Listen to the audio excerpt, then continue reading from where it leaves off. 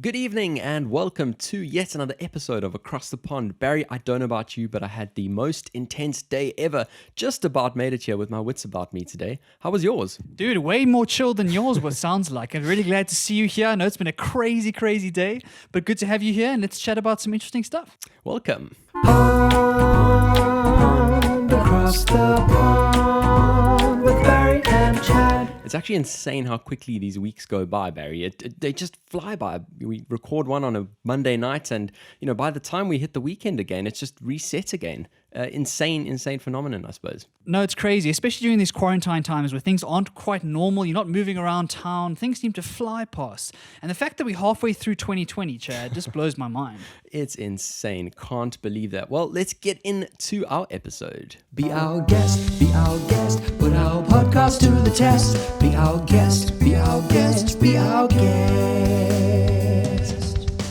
Damn, I love that jingle, Chad. Yes, I love that jingle. What a winner. What a winner. Absolutely. I never thought I'd hear it 3 times within, I suppose, the course of a month. And we've got our third guest today. Very, very excited to hear her. I'm pretty sure every single person listening has loads to learn in the all so important topic that we're discussing today. Barry, why don't you give her a nice introduction? Definitely. Tonight we have the wonderful Simone Poppleton on the podcast, and she is a registered counselor by profession and a connection coach at heart. So we're going to be chatting about relationships today, and that's something, like Chad says, we could all use a little bit of work on.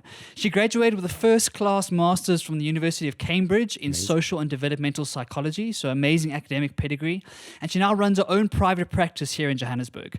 She spends her time working with couples and individuals to help them experience rich, deep connection in their relationships, and she's also a gifted storyteller, which we love here on Across the Pond. Yeah. She blogs, she does podcasts, she does lots of workshops and lots of online storytelling. So she really is a force to be reckoned with, and we are really excited to have her. So Simone, thank you for coming on the show. Thank you so much, Barry. Thank you, Chad. I'm so excited to be here this evening. I'm just excited to share the space with you. You guys are awesome and you're doing such great work. So it's really a privilege. Thank you. Thanks so much. I think relationships is one of those things where Chad's doing quite well, it seems. I'm not doing as well as I would like. And I think what I really like about your work, Simone, is that I've been following your stuff for a while, and a lot of your work is with women. So a lot of your work is kind of helping empower women, working with women to really become the people they need to be and kind of drive those things. And I feel like the men also need a little bit of help here. I think a lot of the men need to understand how to really empower the women in their lives and kind of move forward and really build powerful, deep, meaningful relationships. So I'm really excited about this one. And I wanted to start just by chatting a little bit through your background. Why did you choose to come into this kind of world? Relationships is a very difficult place to be sometimes. Why did you choose to come into this kind of sphere? And what has been your journey so far? Oh, I love this work. It really is my heart's work. I'm incredibly passionate about it. I think it was a journey to get to this point. I started quite big picture, wanted to work in the psychology field for kind of the latter part of my life. And then it was a journey. I went to Cambridge and I was really introduced to the world of social and developmental psychology. I did an internship program in the US for six weeks, and that was about family therapy. And as I started to piece together all of these different parts of psychology, the more I fell in love with just working with couples and working with relationships. I think we're incredibly relational, social beings. I think we were created that way. So for me to be able to work in that sphere feels like I'm working really with the building blocks of, us as people. And I'm fascinated with relationships. I've been in my own, long-term marriage now, but relationship with my high school sweetheart. So it feels like something so core to who I am. I love being in relationship with other people. So it's been a process to get to this point of actually specializing. But I think it really came from a recognition that, we can do lots of counseling in different fields, and many of us are doing incredible work. But I wanted to be very specific, and I wanted to know what I love to do and to create a safe space for people to talk through their relational issues. And initially I thought it was going to take me a bit of time to, build up my client base and make a name for myself, being quite specialized. But I think that every single one of us find ourselves in wonderful and challenging relationships. We're wounded and healed in our relationships. So I actually have been incredibly blessed and grateful to be doing the work that I love and to really have hit the ground running from the first day I opened my practice. Yeah, and it's been a great way to build relationships with other people like this. I get to do this work. Absolutely. Amazing, And amazing. yeah, we're really, really happy to have you. Like I said just before the beginning of the call, I've actually been following you on Instagram for some time. And like you mentioned, that relationship of your own has certainly been inspirational to watch from anyone on the outside. It definitely seems like, one of those that every single person should aspire to. And you guys even got some awards on your wedding as well. Yes, I say I've been dreaming about my wedding days since I came out of the womb, and even more so when I met Drew. So yes, we met when we were 16, and so it is that high school sweetheart story that I love our story. I'm passionate about our story, and I love to share with people. I'll probably Yeah. stop telling it.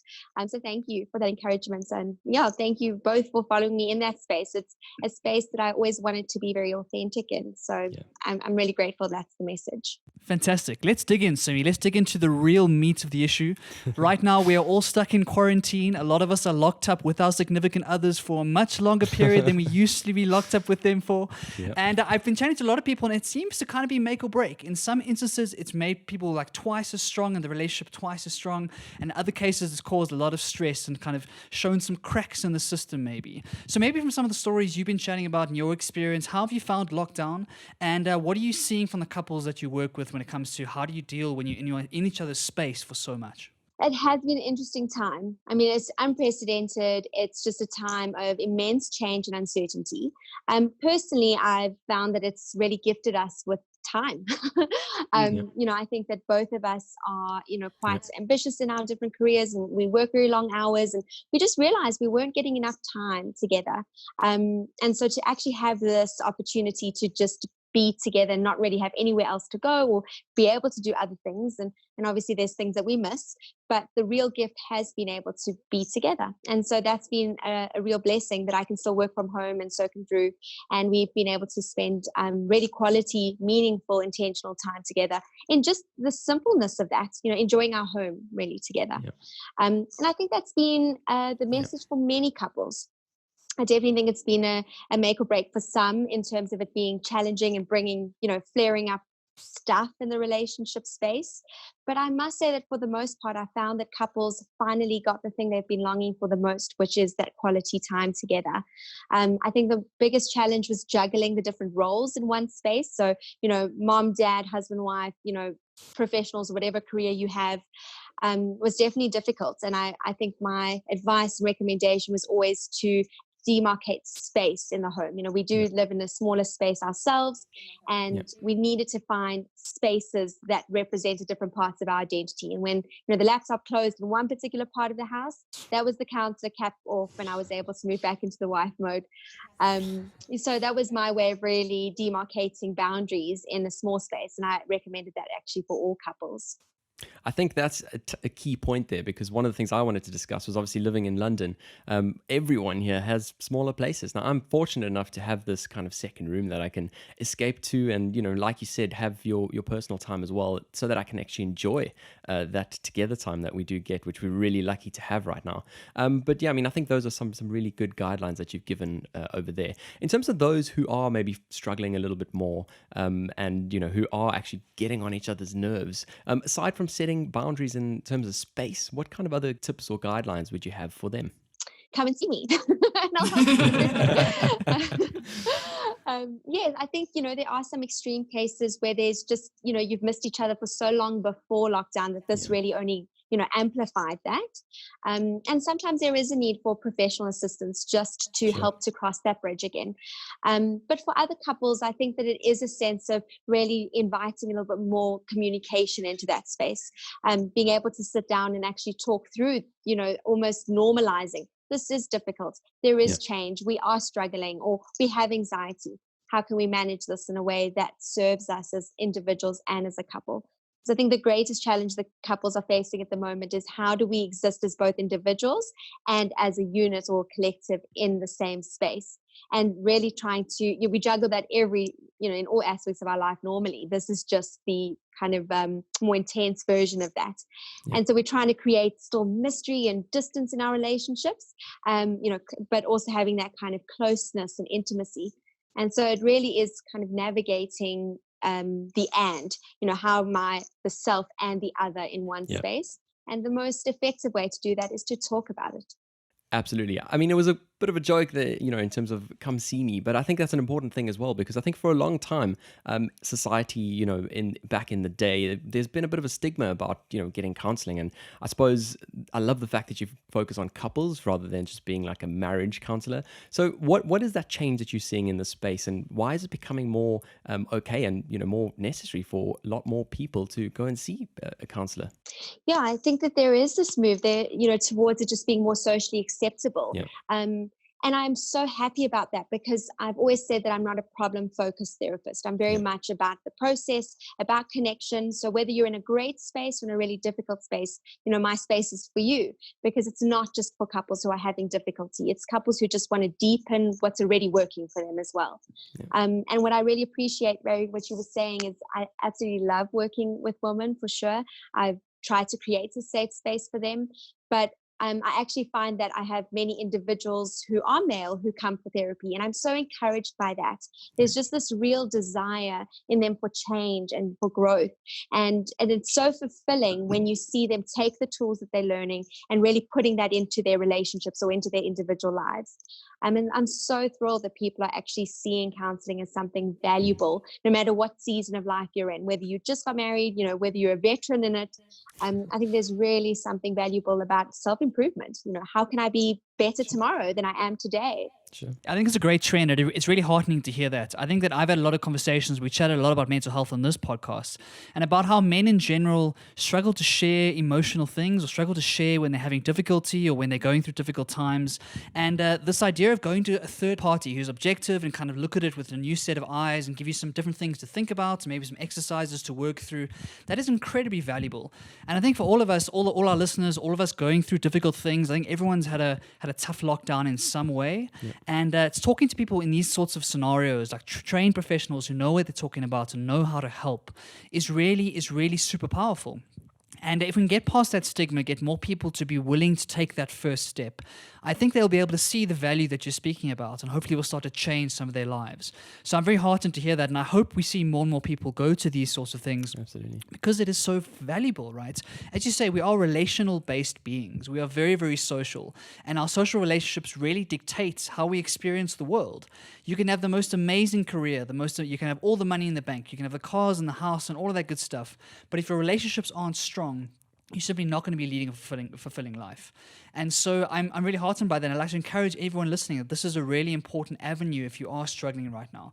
Simi, talking about some of these things, and you've obviously seen the good, bad, and the ugly when it comes to these stuff. What are some of the common mistakes you're seeing in couples that are making today? So like the major mistakes that keep coming up again and again and again. I think something that you're really speaking into, Barry, was something that Esther Perel speaks about. She says the quality of our life is based on the quality of our relationships.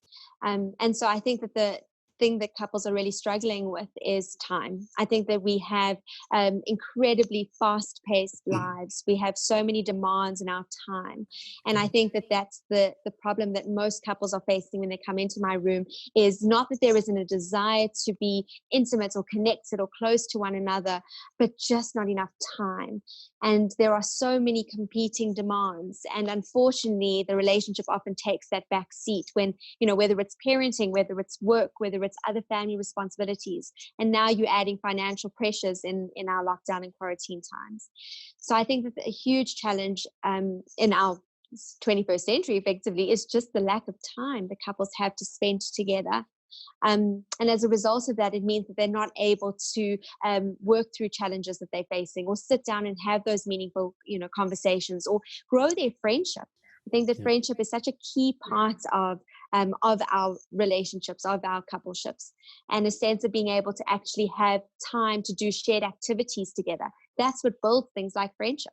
So it's always going back to that element for me. And I think that's why I speak to it being so valuable for Drew and I, is that it has just been this gift of time. And not that there was never this willingness, but just, in your schedule, how do you can't create more time.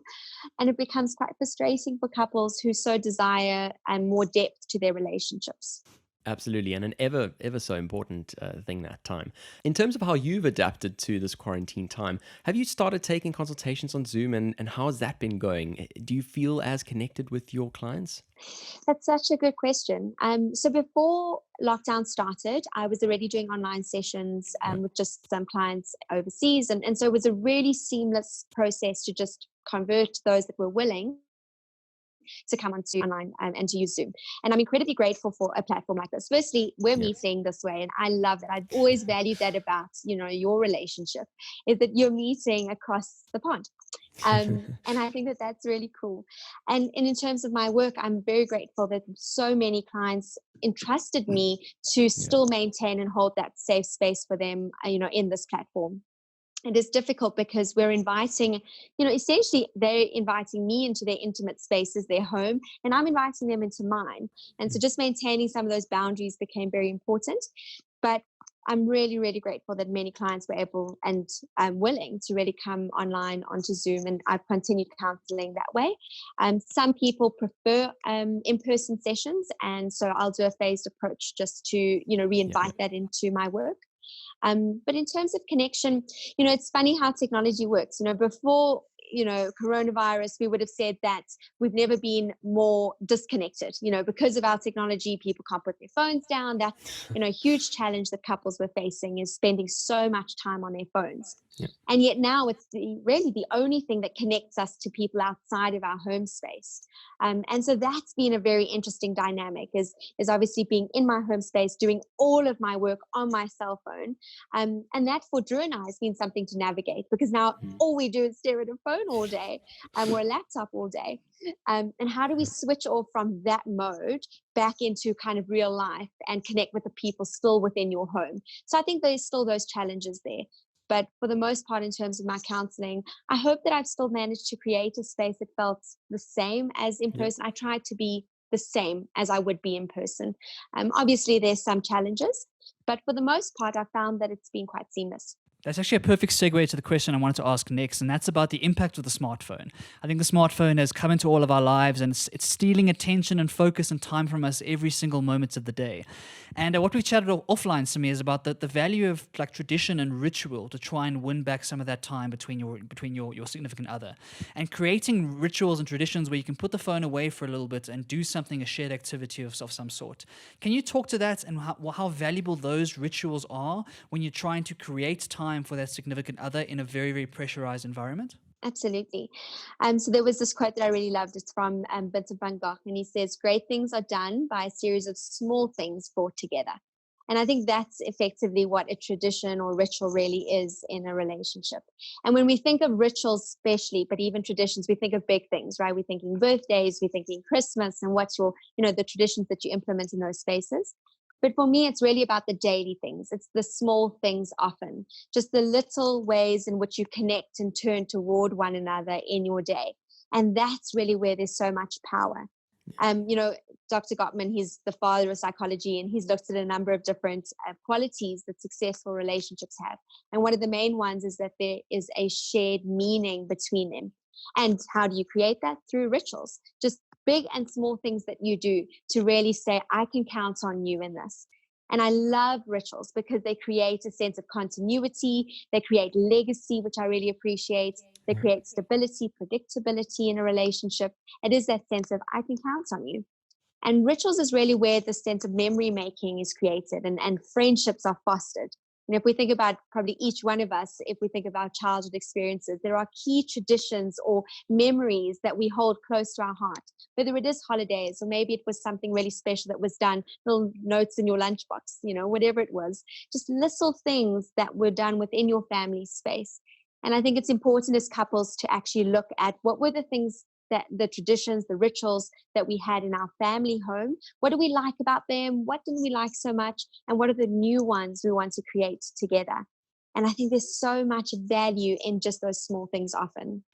Absolutely. I love that. And I think you're so right, especially when it comes to this time discussion that we were having earlier. And especially now that we're all working from home, it's actually really, really quick and easy to, just look across the table and say something nice, instead of just using that excuse of time. I think if we kind of look at all of those tiny little opportunities and value them a lot more than we currently do, we can definitely make a much bigger impact. While we were chatting earlier on about the importance of coming to see a counselor, I wanted to really just probe and ask how much damage unresolved issues can have in years time, so a decade later. What is your experience on that front? It is very destructive. It actually makes my heart incredibly sore when I think of couples who've waited so long to seek Yes. help and assistance, possibly because of shame, because of stigma, or just because life got in the way. And that's often the thing that happens the most. Is that's why small things often is powerful, because it's those little things that keep you connected day to day. And if you miss one, that's okay. But when you're missing them repeatedly, day after day, you find that there's so much lost between you, that connection, that friendship. And so what ends up festering in that space is an immense amount of resentment. You find that for women, there's a sense of feeling unloved in that space. They often find that they're not seen or appreciated. For men, it's this feeling of angst or irritability or not being valued or their opinions mattering, this kind of the household could run without me feeling. And so over time, that really manifests itself with immense disconnection. But the way that I like to see it is disconnection is what we feel, and it's the best way to describe that feeling between a couple. That relational space is what I call it. But actually, we just lose access to our connection. And I think that's so much more positive and empowering to know that we might have just lost some access to connection, but with some tools, with intervention, we're able to re-access that connection again. Yeah. Fantastic. That is a really, really good summary. And I think that it's on all of us to really work on these things going forward, right? I think that as life starts to go back to normal, we start to kind of lean back into our old habits and our old ways of doing things. It's important that we reflect on some of the learnings we've had during this process and all the time we spent with people in our homes and really carry that forward into starting new habits. I mean, you chatted about how difficult it is to change your habitual behavior. And it's those little things every single day that really make the difference.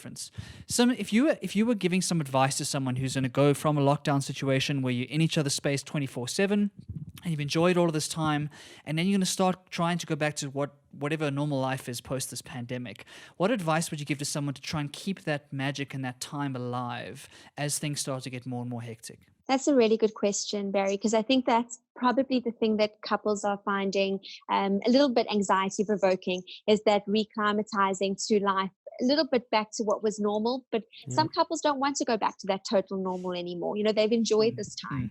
And I think that there is something really important about being able to almost acknowledge that, firstly, very much like you were saying, actually look at lockdown and assess it and review it and say, what did we like about it?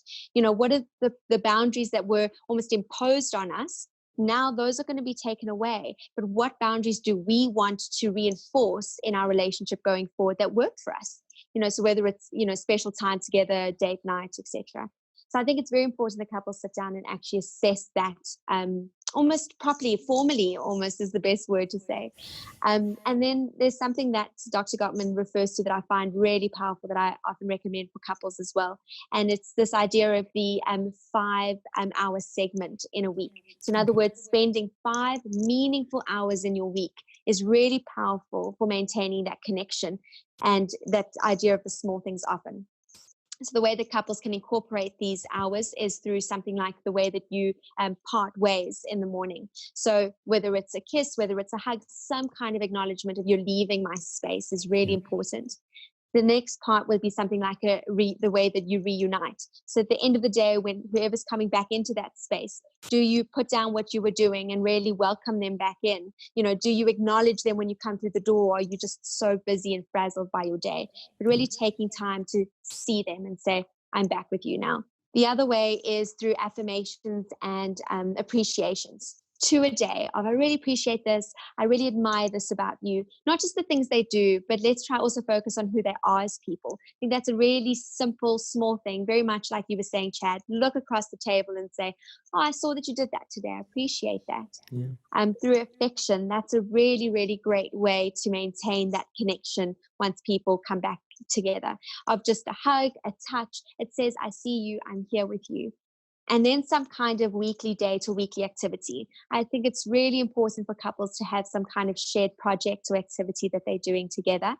And that just gives you something to look forward to. It doesn't have to be a big thing. For Drew and I, it might be a run in the morning, and then we grab a cup of coffee from Furnos, and then we start our day. And it's so sweet and so simple, but it really just helps to set the tone effectively for the day. So it's just these small things that don't even take 5 minutes to just say, I see you. And it really helps that partnership to grow and that friendship to foster. That is amazing practical advice that I think every single person listening here is going to take a lot away from. One of the other things I wanted to just chat about is obviously as we have gone into this lockdown period, a lot of people have not been partnered up, and they've, I suppose, used this period to maybe even put more emphasis on that fact and, maybe become a bit more anxious about it. But for those who are still looking for, real love and looking for their best kind of match, what kind of practical advice would you have for those people in, maybe not overthinking it too much, but what kind of things should they be looking for in these kind of dating apps to really find their person? Yeah, that's been a very interesting aspect for many people who are single. And I think what's really important about this is that it's just redefining the ways in which we get to know people. I think that there is still so much value in just going for it. I think we often hold ourselves back, and we have this maybe idea or ideal of how we'd like to meet somebody. And during lockdown that becomes a bit more difficult when we can't engage in social gatherings or go to restaurants. And I don't think that should get in the way of people meeting, because there is something about this platform where you can only see kind of this much of a person over Zoom or whatever video.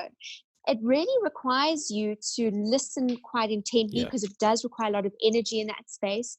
It means you have to be a lot more thoughtful about your questions, because you can't rely on your environment to, foster conversation. So it actually is a great opportunity to take away the trimmings, the extras of dates, and just get to know the person across from the screen. And so for me, I think that it's actually been a great way for people to get to know the person, not just the perfect date or all those other lovely parts of dates. And then in terms of going on to dating apps, I think it's really about authenticity. Yeah. I think that you ultimately are going to track what you're putting out into that space. And even across Zoom, there is something called the relational space. What I put into the space, the person on the other side is going to respond to. So if you're looking for love and you're looking for something that's a bit more long lasting, then say that. I think it's so important that people are owning that space differently. Tinder gets a bad rep at times, but it's also about how people are engaging and using it.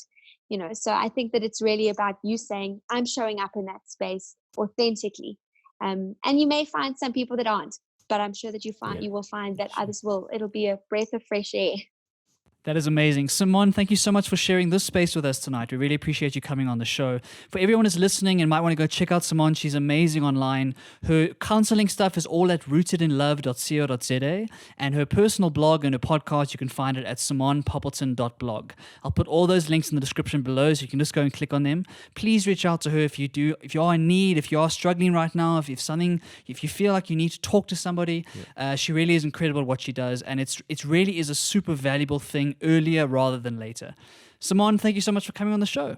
Thank you both so much. This was so much fun, and I hope to do it again soon. Thank you. Absolutely loved having you. And what a great guest segment there. Barry, shall we move on to our next segment? Let's look at the week that was. The week that was. Alrighty, so let's return to our usual segments and fly through the rest of this episode. What happened this past week? Well, we've had a bit of a coronavirus update on the UK side, and actually as we record this, it was yesterday on Sunday, where the UK reported their lowest number of daily deaths, the number of 36 from COVID-19. Now, that's quite a big decrease from the numbers we've been seeing over the past couple of weeks, so certainly something pretty promising. Barry, you've also said that there's been a bit of an adjustment on South Africa's side as well. Yeah, so I saw you put this on. It's amazing to see the UK doing what they're doing. I mean, if you look back a month or two ago, we were looking forward. We were very worried for the whole of 2020. And it seems like those numbers have come down quite significantly. So that's amazing work. And hopefully it stays that way as things start to ease. On this side of the pond, we're also going through an easing process of that lockdown. And the numbers are going up. And so there's a little bit of concern here in South Africa, but they're not going up crazily just yet.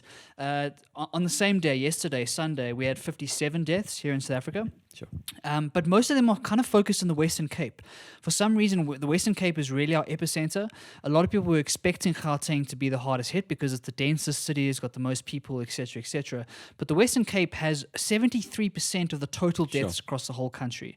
So that's the major problem spot at the moment, and all of them, or not all of the effort, but most of the effort is going on trying to control things there. But it's still nowhere near like what we saw in Italy or we saw in China or even in the States. So I think it's a decent job so far. We just thought we'd give a quick update here just to kind of remind us that this is still going on, because it is still going on. And it's one of those things where we'll have to wait and see what happens to the numbers as we start to ease things and we start to try and open up the economy again and get back to normal.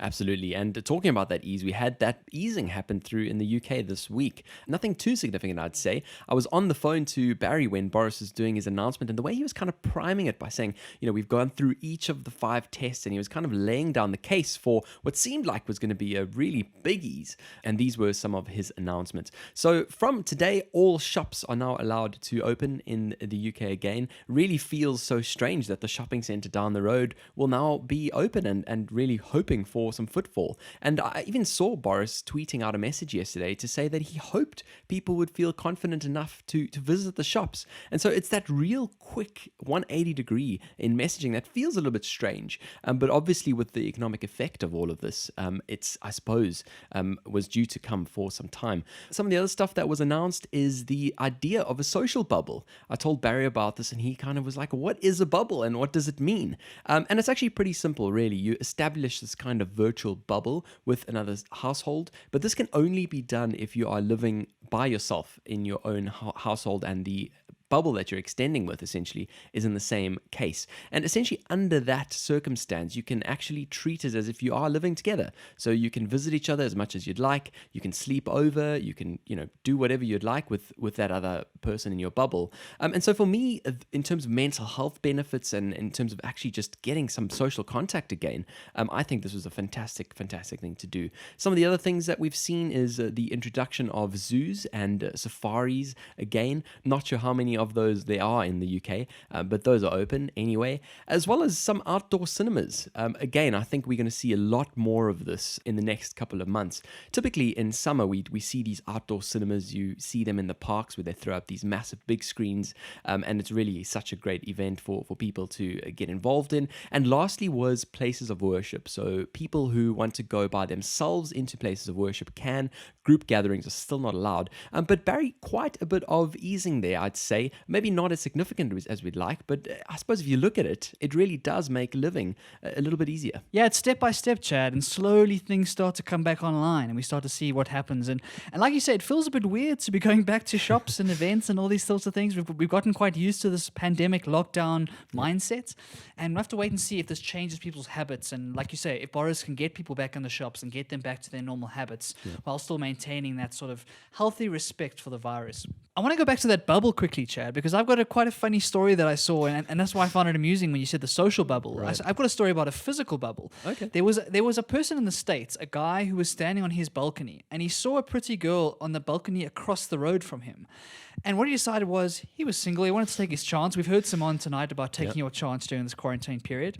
So what he did was he took his drone and he attached his phone numbers to his drone and flew the drone over to the girl, gave her his phone number, and then they started texting. They did a Zoom date. And the second date, Chad, was he put himself in an actual physical bubble. So one of those things where you run around like a hamster, and he went on a walk with this girl through the neighborhood, social distancing, because he was inside the bubble. And so that's why I found it so amusing. We're now going to a virtual bubble and hopefully back to normal life pretty soon. Absolutely. Well, at least we won't have to go to those kinds of crazy measures just to get that bit of social connection going again, which is fantastic. There is one little proviso on the back of all of this, and that is, as of today, you have to wear masks masks when going on public transport. Now, we spoke about the UK and their stance on this for some time. Only really a couple of weeks ago did we even get some clarity on what they thought about masks. But now it's mandatory to be on public transport, and I think it makes sense. It really does, Chad. I mean, when I look at what's happening in London, the weirdest thing from our perspective is the lack of masks that we see on UK social media. In South Africa, there's masks everywhere, and everyone is wearing it everywhere they go. And so it's a bit strange to see our friends across the pond not wearing masks. And so obviously this is a key thing, and now it's going to be mandatory on those public transport services. And obviously that's where the majority of people interact, right? And you touch the same surfaces and you breathe the same air and whatnot. So it makes a lot of sense, I think. Absolutely. Well, moving on to the next thing. Last week we saw a bit of controversy surrounding Winston Churchill and his statue in Westminster that's been vandalized. Now, this week we've seen a little bit of uncertainty surround this cloud of uncertainty, really, about Google. And if you were to specifically Google search the phrase UK Prime Ministers, the picture of Winston Churchill was not appearing. All of the rest of them were. And they've obviously put out a statement to say that it's just a little glitch. There was nothing deliberate or specific about this. But it's certainly an interesting little thing to see, Barry. It's amazing to me, Chad, how many people ran with the story and kind of ran with the conspiracy theory that Google are manually editing Winston Churchill's face off the internet. I mean, that to me seems like a crazy conclusion to jump to, and it's much more likely that the photo that was being hosted for that thing just had a glitch, or the website went down, or the link broke, or something like that. But obviously people ran with it, and everyone is very sensitive right now, so lots of things these kind of stories run away with themselves, and Google had to very quickly come in and say, listen guys, don't get ahead of yourselves, it was just a glitch, it wasn't a manual intervention. It kind of reminds me of when Zuckerberg and them went into Senate and the House of Congress and whatnot. And a lot of those people thought that Google were manually intervening in individual search results, not understanding that it's just a huge algorithm that's being done by AI, right? There's no humans who are actually deciding what shows up. So interesting, I think. Really, really interesting. Well, keeping on the theme of the web and one of our favorite apps to use, Instagram, which we've spoken about tonight as well. And they've essentially kind of, I suppose, showed a little bit more of their cards, really. And this wonderful platform of IGTV that came out, I don't know, earlier this year or whenever it was. And we're kind of wondering what the deal is with this IGTV. What differentiates it from, the normal posts on your feed, and why have they been kind of transitioning to longer form video? And this past week, they've actually announced that they're going to be introducing monetization for creators. And so essentially, there's now going to be adverts on IGTV videos. And also, when it comes to live streams, you can now actually throw what they call badges at creators, and I suppose really just to fund these creative journeys that people go on, certainly aligning to YouTube a little bit more. Yeah, it's kind of the next step in Instagram's growth, right, and trying to monetize the huge audience that they have. What is strange for me though, Chad, is that I don't know about your habits, but I don't find myself watching much long form video on Instagram. 100%. If I see an IGTV video that's longer than 3 or 4 minutes, I tend to kind of skip those things. Yep. I don't have the same habits that I would on a YouTube or even on a Facebook. And so I'm wondering, Chad, do you think this is going to actually help Instagram TV because it helps more creators come online and actually make money from it and maybe create a new kind of genre of content? Or do you think it's going to frustrate some of the existing users and kind of take things the other way? What do you think? Yeah, I think I certainly lean towards the latter of that argument, Barry. I'm the same as you, and I think that's down to the devices that we're using. I would much rather spend much longer time on YouTube on my laptop or even on my Apple TV, for example. And even if you look at something like an iPad, which to my knowledge, still doesn't have a dedicated Instagram app. It certainly begs the question of how many people are there sitting watching videos longer than, let's say, even 10 minutes. And I do find it a fascinating part of their journey and strategy, really. And it's going to be interesting to see how it unfolds. We'll certainly just have to keep our eyes peeled. I think another key reason for this move is obviously the rise of TikTok, which is kind of the new kid on the block, right? And so much video consumption is happening over there. And so I think Instagram also feeling a little bit of pressure there. They're in the same position when they kind of took over from Facebook and became the dominant social media. TikTok is really starting to stake a claim for itself, and especially at the lower demographics, that the younger people are really migrating there, and there's huge numbers on TikTok right now. And so I think this is also a defensive move from Instagram, trying to kind of stake their claim in case TikTok starts to challenge them. Absolutely. And I suppose the other tools that TikTok allow you to actually create videos as well definitely make it a compelling place to produce content. Now, moving on to our video platform of choice, that is YouTube, we were very, very delighted about the little change that we saw this week. Barry, talk us through it. Yeah, so it's a new functionality from YouTube called video chapters. And so if you're watching this video right now, you should be able to see on the little timeline at the bottom of the video that instead of just seeing one long line with the whole 1 hour podcast, you should see each chapter split into different sections, allowing you to click and choose and kind of select which parts of the video you want to go to first. Yeah. Now, this has always been done via timestamps in the comments or in the description. So people have put timestamps so you can go and click on the time to go to the exact moment of the video you want to watch. But now it's going to be built straight into the actual player itself. And I think, Chad, it's a really slick implementation. It looks really good. It really works well. And it's very simple. As long as you format your timestamps correctly, it automatically will generate them for you and put on your video straight away.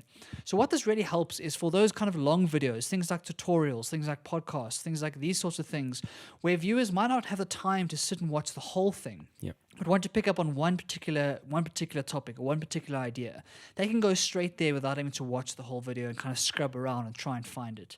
So that's a really good thing for user experience. The question I have for Chad is what is this going to do to watch time, right? And obviously YouTube is trying to maximize watch time as much as possible because that's how they make their money.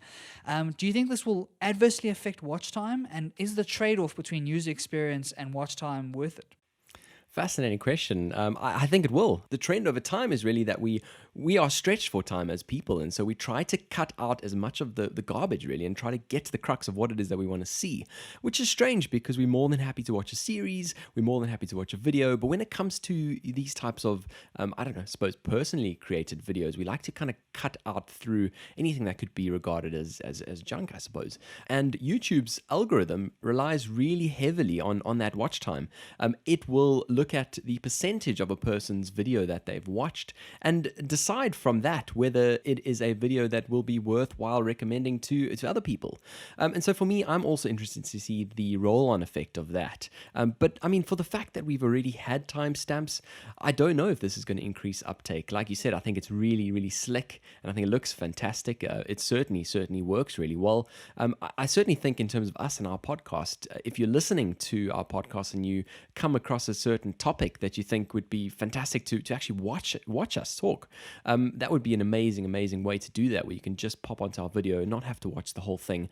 I think it's great, but we'll certainly have to see what it does to that watch time, Barry. I think another good thing, Chad, that's going to come out of this is increased analytics, right? And like much more precise analytics to be able to tie a topic to watch time. Yep. And so I'm interested to see what's going to happen to like the YouTube Studio backend and that sort of thing. If you're able to pick out which chapters had the watch time, which chapters had the most kind of engagement, because that'll also help creators and people making videos figure out what is actually working and what isn't. Yeah. In your 10-minute video, in your hour podcast, whatever it is, what are the pieces that are really grabbing the audience's attention and how do you kind of capitalize on those? And so what I'm expecting, and maybe in the next couple of months we'll start to see it, is more granular analytics because of these video chapter functionality. And that's going to make things even more interesting for people trying to grow an audience online. Fascinating. It just shows you how introducing something like this can have so many knock-on effects and really can just transform, I suppose, the way YouTube works. The one thing I wonder is whether they'll start recommending segments of videos. I don't know if I'd be too keen on that, clicking on a video and, being shoved 3/4 of the way in. Would you? Yeah, it's a tough one because you want that context, right? Yeah. That one of the best parts about long-form videos or long-form conversations is that you build a relationship or a context with the person who's creating the video. And YouTube has been based on personalities, right? It's been based on people sharing their authentic selves, the good, the bad, and the ugly, and kind of giving you the context as to who they are as people. Definitely. And if you were to skip all of that to go to just the nuggets or just the bullet points or like the spark notes of that video, you might lose something. And so YouTube's got a lot of considerations they have to think about with this kind of functionality. What does it do to the culture of the site? And what does it do for the revenue on the back end? Absolutely. Fascinating discussion. We'll certainly see how it unfolds over time. Now, keeping to the theme of technology and entertainment, but looking at the gaming space, we saw quite an exciting release this week. The PlayStation 5 has been unveiled, and it really looks like it rolled straight off of a Stormtrooper manufacturing chain, Barry. I love it. What do you think? I've been loving the memes, Chad, even more so than my thoughts on the actual design. The memes have been amazing. I think that it's one of those things where it kind of reminds me of the Cybertruck reveal, where it's a bit of a strange design. They definitely could have gone for something more traditional and more mainstream, but they've obviously tried to make a statement with this design. And like you said, it looks like it comes out of a Star Wars movie, which I think is pretty cool. Yeah, really cool. I haven't actually dived too deep into the technical specs of the device, but they have differentiated this a little bit in introducing a digital version which has no drive, as well as the standard version, which just still lets you go and buy your actual discs, your Blu-ray discs, and all of those kinds of things. And I suppose that's the transition we've been wanting to see for some time. But the fact that they've still kept the devices with the drive certainly make you feel like printed disc media is not dead just yet. Yeah, it's a strange one, right? You'd think that they should be dead by now. I mean, I haven't had a CD drive in my computer for years now. And I think that gaming is the one space where those CDs and those Blu-ray discs and those DVDs still actually have a place for some unknown reason, right? And like you say, like to have both of the options is really important. I think that the rise of online gaming and kind of the merging of the online world with the PlayStation or the Xbox world has kind of been a gradual one over time.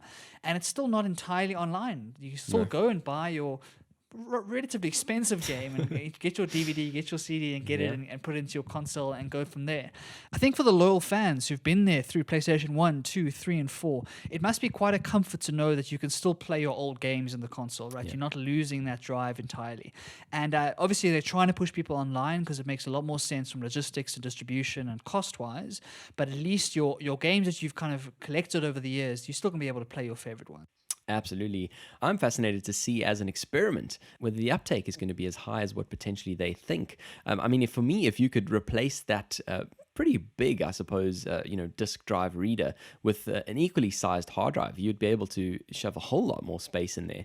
And with the speeds of internet these days, it certainly seems like the one that I would be getting if I was going to go that way. But Barry, you can be very happy to know that I recently bought the PlayStation 4 Pro, so I have no justification to upgrade on this front. Chad, I've heard that story before, and I'm going to withhold my judgment for a couple months and see what Chad the Gadget Guy gets up to. Well, let's then move on to our next one. Stuff I found interesting. All right, and stuff I found interesting. We're going to start with something we teased last week. We chatted briefly about the Michael Jordan documentary last week. And since then, I've finished all 10 parts, Chad, and I've finally got to the end, and now I can finally share some of my thoughts. The documentary is called The Last Dance, and it's a Netflix original series. It's looking at the story of Michael Jordan and the Chicago Bulls, who won 6 championships right in kind of his peak. And it's an amazing documentary because it really takes you behind the scenes, into the locker room, into the training grounds, and gives you a sense of Michael Jordan as a basketball player. We chatted a little bit about last week, is that he was one of those names that transcends the sport. So for example, someone like myself, I don't watch basketball, I don't know it that well, I don't really follow any of it, but I know the name Michael Jordan. And I feel like that's the same for a lot of people around the world. It's one of those sports names that really transcends the sport. And the reason was he became an icon, right? He became an icon of culture and an icon of kind of America for that time. And what he did for the NBA as a sport and as a kind of an organization was incredible. They were saying that before Michael Jordan played, I think the NBA was shown in like 20-something countries around the world.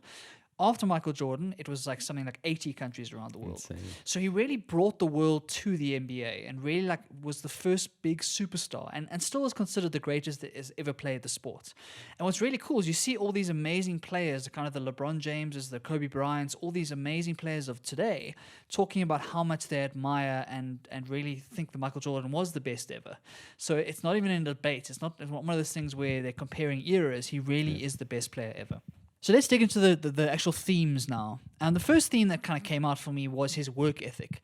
He worked harder than anybody else because he wanted to win so badly.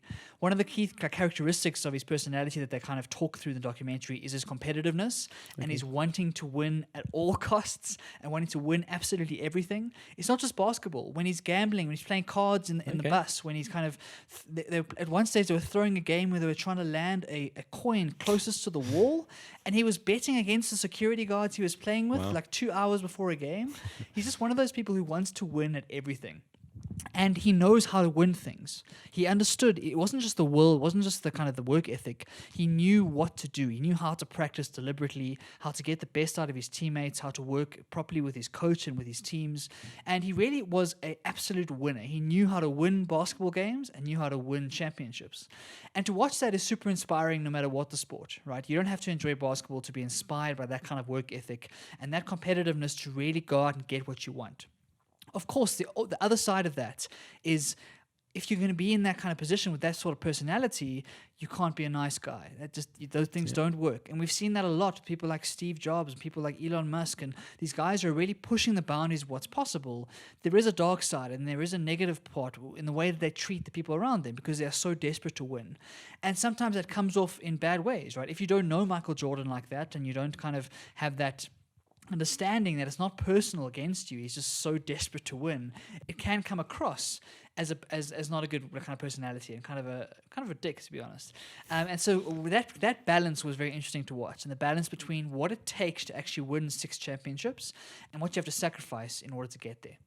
Fascinating. And I, like you, Barry, previously have not watched much basketball. I would be fascinated to watch this documentary. And I suppose the reason that I'm keen is all of this behind the scenes footage. A lot of the time with these documentaries, they put in a lot of fillers from people who knew the person. And, they kind of use what they have, I suppose, to put a compelling story and a compelling narrative together. But the fact that there is this footage, which sounds like it is, really, really good quality and captures the authentic Michael Jordan at his peak, really makes it quite compelling to go and watch. Chad, that's exactly why I think it's one of the greatest documentaries of all time, is because I don't understand how they got this footage. I don't understand. They must have let an entire film crew have full access to his entire life, to every practice, to every game, to the locker rooms. It's amazing the level of coverage they had.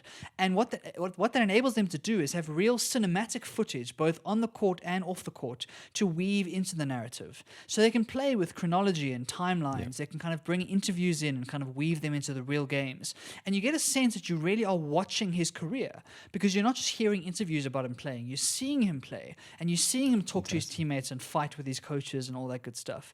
So it really is an amazing use of the footage that they had, and it's beautifully shot. Like, it's absolutely beautiful documentary, a 10-part series. And so even if you don't enjoy basketball, even if you're not a fan of Michael Jordan, from a pure cinematic kind of film kind of world, Chad, you would love this. Oh, that does sound really, really good. I certainly have to get it onto my watch list. Now, you've spoken us through some of the things you've learned, but I suppose these are things that you could kind of read between the lines, I guess, anyway, from a high-performing, highly successful athlete.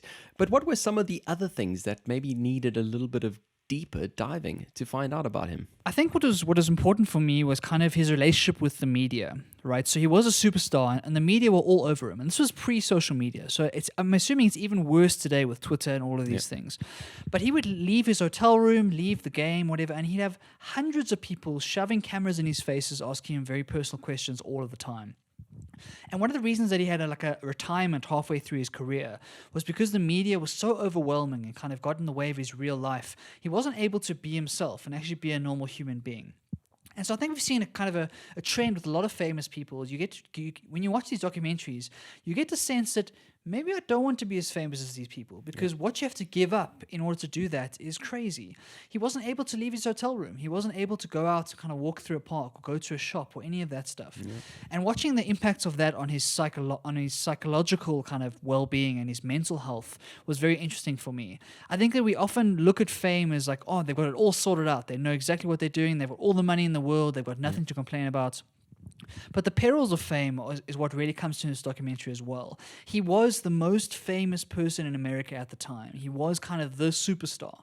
And that comes with a lot of sacrifice, a lot of kind of pressure. Everything he did wrong, everything he said that was slightly off, everything when he would go and gamble and play golf with his friends, everything was hyper-analyzed. The newspapers would run away with stories as they do. And it really takes a toll on him. Yep. And being able to see into his world and really get his honest perspective as to how this is affecting him really made me rethink what fame is. Yeah, it's a easy trap to fall in, I suppose, for a lot of us, where we look at fame as this incredible, proposition. But you're right, there is certainly another side to that coin, and one that can certainly ruin lives as well. One last thing, Chad, I wanted to bring up, which kind of speaks to the kind of person that Michael Jordan is, and it's something I didn't know, but I think if you were a basketball fan, you probably would know, that when he retired in the middle of his career, he decided he was going to go and play baseball.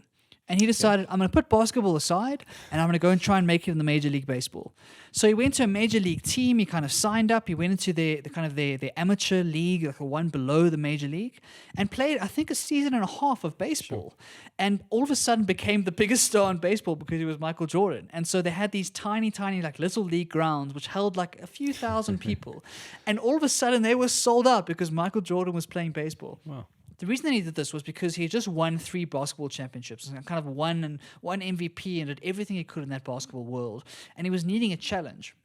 And his competitive nature, he had played baseball at school and he thought himself he was quite decent. So he's like, I'm going to go and start again. And to go and start again from the beginning and try and make it as a baseball player really shows you the kind of person that he is. Eventually he came back to basketball because he realized that basketball was where his true superstardom was. But he was a very good baseball player, and he really showed that he is a supreme athlete and someone that is willing to kind of put basketball aside and just take on a new challenge. I thought that was interesting. Yeah, that does say a heck of a lot about his character. And I suppose for a lot of people, making it in one field just doesn't feel like enough. Like you said, he kind of wants to constantly be challenged. And I kind of see myself as a similar type of personality, to be honest. Whenever I kind of max out at a particular skill, I'm on to the next thing. And I wonder if that's a good thing. I wonder if it's a bad thing. Certainly, it sounds like there's some good character traits to take from it. Yeah, definitely. There's pros and cons with all of these things, and there's trade-offs that you make. And there's obviously the risk that you end up chasing lots of shiny new objects, and you don't kind of stick with the one thing you want to get really, really good at. But at the same time, being able to have multiple different skills that you can kind of weave together in unique ways makes you a more powerful human being in other contexts. And so it really is one of those things you have to understand yourself, understand what makes you tick and what really matters to you, and then live authentically in that. Don't try and look at someone else who's maybe decided to specialize in one thing and decide, oh, maybe that's the right strategy. Have the self-awareness to understand what kind of person that you are, and then go full steam ahead on that. Absolutely. Thanks, Barry. What else did you find interesting this week? Yeah, so this interesting is probably not the right term. What I find infuriating, and that's why I wanted to bring it up, because this is one of the things that makes me irrationally angry. You know those things, Chad? We all have those little pet peeves that make us way angrier than we should be. And this is one of mine. Okay. It's something called multi-level marketing. And if you haven't heard the term, you've definitely heard some of the companies that have done it. People like Amway or Herbalife, etc. Right. And the idea here is that a multi-level marketing company is basically a pyramid scheme in disguise. Right? So what they tell you is that, Chad, you're going to become an entrepreneur, you're going to run your business from home, there's going to be lots of passive income, all of this good stuff. But actually all you're doing is becoming a salesperson for them. And your job is to sell products to people that you know, because you earn commission on every sale that you make. The dodgy part about this is because the way these things are set up, the actual incentive is not actually to sell the products, but actually to recruit people to join the company. Because how it works is you create like a downline underneath you, and then you earn a piece of commission for every person that is selling underneath in your team or in your kind of squad, right? And so your incentive is to recruit, and that's how these things grow in kind of a viral fashion. The company makes all of its revenue from these kind of commission bases, and unfortunately, only the people at the very top make the money. The vast majority, unfortunately, lose their money. And there's been some reports that show that up to 99% of people in these schemes don't make any money. Oh, wow. So, unfortunately, it really is a pyramid scheme in disguise. And I really get frustrated because they really do, they steal money, basically. It's defrauding people out of their well-earned savings. So what I wanted to bring up was there's a brand new one on the block, and I've started to see the murmurings, I've started to see the virality. It's something called Crowd One. And in South Africa, I was looking at their Facebook group. They've already got 45,000 people in that Facebook group. So they're growing super fast, right? And I understand exactly why it's working right now. People are quite desperate at the moment. A lot of people have lost their jobs. They're looking for extra income. They're looking for this kind of stuff. And unfortunately, these sorts of programs prey on that hope. They prey on that desperation, and that people who aren't necessarily financially literate, or maybe not even financially literate, just haven't thought deeply enough as to what is the actual proposition here? Like, is this something I should be getting into? Because I've seen it myself. I've gone to a few of these events when a friend has invited me and not told me what it was about, and you get there and you're like, oh no, not one of these again. And I was amazed at those events of how many smart people are there, right? Doctors and lawyers and engineers and all this good stuff who get sucked into the marketing because they really are expert marketers and they know exactly how to play on your psychology as an individual to kind of tell you the story about how you're going to make millions and millions of dollars in the next couple of months by selling online products or skincare or like protein supplements or whatever it is. And so I just thought I'd bring this up because I know Crowd One is getting some hype at the moment. Please, all of our listeners, stay away from this kind of stuff. I think the common adage that really sticks out for me is that if it sounds too good to be true, it probably is. It probably is indeed, and I'm really, really glad that you brought this up and put this here because, Barry, we share one of our pet peeves. And to be honest, a lot of people, like you said, 99% of people are losing money, personal money, but a lot of those people are losing friends as well, and that for me is insane. I, like you, have been taken to these events. In one occasion, I was even paid. Somebody paid me to go to this event, and as soon as I sat down and saw these people kind of crowding around me, felt really, really uncomfortable. And you know, it's almost like you have to fight your way out of those types of situations, and it really is just so unnecessary. You're going to lose friendships, in my mind, if you do it in a way that you're not sort of conscious of.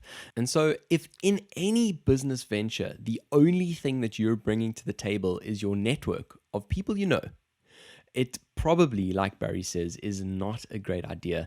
And aside from getting you really excited at all the glitzy, you know, fantastic things that could potentially have, I mean, some of these things say you could be driving a Ferrari if you get to a certain tier. There's a lot of ifs on those kinds of things. And I think, like you said, they're expert marketers. They get you into that mode of it's possible, you can do this, anyone can do this. Oh, look at Jill down there, she did it, she's driving X car from getting to X tier. So I'm really glad that you brought this up, Barry, and so all we're saying here is give it some deep thought before entering into any one of these kinds of things, especially when your chips are down at the moment. Yeah, without a doubt. Understand that you're in a situation psychologically maybe where you're looking for money. And when you're looking for money, there are lots of scamsters out there who will take advantage of that. And all it takes is a little bit of research. All it takes is a little bit of research on Google, reading some reviews and like talking to people who know what they're talking about, and you'll realize the scams very, very quickly. I think for a lot of us, we don't do our research because we get carried away with how amazing it all sounds, and it sounds like an incredible way to build wealth and whatnot. But if it seems too good to be true, please do your research, right? And it's really, really important. I don't want to see people that I care about and listeners of this podcast throwing money down these chutes because it makes me irrationally angry because they prey on the wrong kind of people. And we want you to be kind of skeptical of these things and really do your research properly before you make any kind of investment decisions. 100%. Let's move on to our next segment. Develop and grow. This week on Develop and Grow, Chad, we're going to start with a book that I'm currently reading. So I can't talk to the book as a whole just yet, but it's going really well so far. It's a book called Thinking Fast and Slow by Daniel Kahneman. And he is a psychologist, one of the famous psychologists who's talking about biases in our thinking and how we think clearly, how do we think better, and what gets in the way of clear thinking. And so what I thought was an interesting quote that I'll pull out, and I'll read the quote now. If a satisfactory answer to a hard question is not found quickly, our brain will find a related question that is easier and answer that one. Okay. And when I think that everyone understands that concept, we've seen politicians and people getting interviewed online or on TV or on news and whatnot. They get asked a difficult question, and instead of answering that question, they ignore it completely and answer a different question. Yeah. And so this is kind of more internal, thinking about how our own brain works when there's not someone with a microphone in your face, but just the questions you ask yourself. And sometimes we kind of, because we want to take the path of least resistance, our brain wants to be as lazy as it can. We don't want to do the difficult thinking. Sometimes we end up answering different questions without realizing it. And so I thought, Chad, I'd bring up some examples to kind of show you the point and maybe give you a sense as to what I'm talking about. And then we can chat about how do we help ourselves in the situation. So here are some questions that someone might pose to you and your brain might answer a different question. Actual question. How much would you contribute to save an endangered species? Right? It's a difficult question. Yeah. What your brain might answer is, how much emotion do I feel when I think of dying dolphins? This comes up in charity a lot. It's like when someone shows you a picture of a starving child in Africa, that emotion dictates how much money you contribute. And so if you were to see a stat that says 10,000 children, it's not as emotionally compelling as that picture of one child. And so that's kind of an example of an easier question our brain will look to answer. Second one, how happy are you with your life these days? And the question our brain normally answers is, what is my mood right now? Right? So if I'm in a bad mood right now, my life is terrible and everything's going against me and like the world's moving against me. If I'm feeling good right now, all of a sudden everything's optimistic and everything's going forward. And that's not a fair representation of your entire life, right? And how everything is working. Yep. Your current mood is not that representation. So again, it's a question that's easier to answer than how happy am I really? The next question, how popular will the president be 6 months from now? Now, instead of doing the analytics and looking at the polls and whatnot, our brain just goes immediately to how popular is the president right now? And that's an easier question to answer, and so we go there. The next one, how should financial advisors who prey on the elderly be punished? Speaking about our multi-level marketers, how should they be punished? And instead of looking at the pros and cons of those things and looking at how punishment should work, instead our brain answers, how much anger do I feel when I think about these financial predators, right? Again, an emotional response. And the last one, this woman is running for the primary. How far will she go in politics? And the question we actually talk about or think about, even though we don't like to admit it, is does this woman look like a political winner? Is our first judgment, judging that book by that cover, does she look like she's going to win this election? And so those are examples of how we get lazy in our thinking. We don't take the time to really think these questions through. We give this gut response. And I think it's important that we realize we have that intuition, we have that gut response, and be willing to be patient and not just splurt out the first thing that comes to mind and actually spend some time thinking about it. Because when we start to think about it, we can actually unlock the right answer or a better answer or a more nuanced answer. But if we let our brain be lazy and just answer an easier question rather than the actual question, we get ourselves into trouble. I love it. I think it's fantastic. And I love the fact that the more people study the way our brains work, the more we can actually recondition them, which really sounds silly, but it's important. Like you said, sometimes you don't even realize how you just take the easiest answer and don't actually answer the question at all. This is the particular reason why I find the interview question of explain to me your thought process of, for example, some random abstract question like how many tennis balls could you fit into an airplane? And that kind of thing for me immediately gets to all of these smaller, easier questions that eventually you kind of rationalize them all together to ultimately get to your answer. But that initial answer is really hard. And so I think it's fantastic to actually understand as an experiment really how our brain works and just to notice that this is happening and then adjust accordingly. Yeah, I think it's the major takeaway from this book, and he calls it System 1 thinking and System 2 thinking. So he kind of differentiates between the two. And System 1 is that intuitive gut feeling, that first answer that comes to mind. And that's obviously very fast, it's very impactful, but it's often driven by emotion or by stereotypes or by kind of your past experience. We also have System 2, which is that ability as humans to think more deeply about things and to ponder different pros and cons and weigh up controversial ideas and kind of look at things that contradict each other and then make a more reasoned decision. And so you need both of them. You need both the fast thinking, the gut feel, the intuition, but you also have to be able to do the harder thinking. And the trick, of course, is always to know when to use it and what system to use for what kinds of things. And the more we understand about our brain, like you say, the more we figure out, cool, this is a System 1 task or this is a System 2 task, we'll be able to perform better in the world and just be clearer thinkers in general. Absolutely. Well, I'm dead keen for you to actually finish the book and let me know some of the other insights that you get from it, because I'm sure I've heard about the title. Dead keen to hear more about it. One of the questions that is really difficult that gets thrown at us a lot of the time is, what is your purpose? And that is a really hard question to answer. Now, you've seen a little tidbit this week that talks to that point. Talk us through it. Yeah, it's a quote that I came across. I can't remember where exactly, but I found this quote and it really spoke to me. And so I just thought I'd read it out and keep it very short and sweet. It's by a writer called Orion Mountain Dreamer. I thought it's an amazing name. It's a really cool name for a writer. And the quote goes like this. It doesn't interest me what you do for a living. I want to know what you ache for, and if you dare to dream of meeting your heart's longing. It doesn't interest me how old you are. I want to know if you will risk looking like a fool for love, for your dreams, or for the adventure of being alive. And that quote really speaks to me is because I want this world to be filled with people who dare to dream, right? Who chase their dreams regardless of what they look like, and risk being a fool. Like, stay weird, stay unique, and follow your own curiosities. Do what makes you happy, not what your parents want, not what your society wants, etc. And be willing to follow those dreams, and not let money be the deciding factor in all of your decisions, right? So I think this quote really speaks to me, and I hope it speaks to you as well. We hope that Across the Pond is one of those spaces where we are able to dream and think about these things, and not make the decision based purely on money. Definitely. But what do you actually ache for? That word of purpose is what gets you up in the morning. What are you really excited about? And how do you center your life around those things?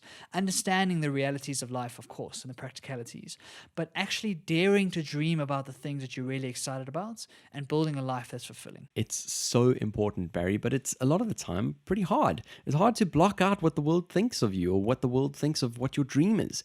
But now that you bring this quote to me, it actually brings to mind a very recent experience that I actually had yesterday when I was in the park in Hyde Park, in a very busy park. It was a fantastic, wonderful day. Everyone was sitting there with their friends, socially distanced, of course. And out in the distance, you've got this guy running up and down, really, really randomly, I'll be honest, in a black suit, which had blue accents, with his blue ribbon, doing ribbon dancing. And not just for 10 minutes. He literally did for the whole day. And in his mind, he was not in the park. There were no people around him. He was in an arena, and he was in the zone, and he was prancing and standing and flicking this ribbon and jumping, and literally had all of the sort of facial expressions you'd expect in that kind of circumstance. And although we did laugh initially and it was really funny, I turned to my friends and I said, I wish I could not care about what people think as much as this dude does. And he's got it. He's really got it. He's found it. And so as much as we had a giggle initially and as much as it looked ridiculous, I love the fact that there are people out there who just don't care. And I need to take a page from his book. That's such a cool story. That is true freedom, right? That is true freedom. To be someone like that and to be in that space where you're so comfortable with who you are and what makes you happy that you're willing to look like a fool in front of other people. And there's so much we can learn from those people. We spend so much of our lives worried about what other people think about us. We worry about what they see of us. We try and put on this mask of the person we think they want us to be. Instead of just being our true authentic selves, instead of just being weird, like, commit to being weird. Like, I really want people to do that. Commit to being weird. Being weird is fun. Being weird is awesome. And it really shows you're authentically being yourself. And even though sometimes people might laugh at you, people might hate on you, you might get some not so good feedback, you got to let that kind of drift away and kind of put that aside and really focus on yourself. Because at the end of the day, what matters is that you are fulfilling your own journey. You are on the right path for yourself. And I hope that as Across the Pond, as listeners and as me and you, Chad, we can really keep being authentic to ourselves and keep following our curiosities and do the stuff that makes you happy. Please. Absolutely. And that doesn't mean, overnight, stop doing the stuff that keeps you going, stop doing the stuff that pays the bills. But it does mean that you should not just close off those doors that, you've got those inner yearns that you have to do these kinds of things. Follow them, do them. Hopefully that leads to a more meaningful life as a whole. Barry, I don't know about you, but I feel like this episode was fantastic from top to bottom. We covered a heck of a lot of amazing stuff, and I had such a good time doing it. Really, really do enjoy our hourly chats every week. Definitely. It's been a really good episode. I thoroughly enjoyed it as well. I think Simone was amazing at the top of the episode, and then chatting about lots of cool stuff going down. So as always, I'm loving this process and I'm loving the feedback we're getting. Thank you so much for people listening and watching. We really do appreciate you, especially in this quarantine time. We really do. And we look forward to bringing you a better show every single week. We're slowly getting better and better and better. And we love hearing from you guys. So please reach out. If you are listening, if you've made it this far, you're a champion. And we'll see you next week. Pond, across the pond.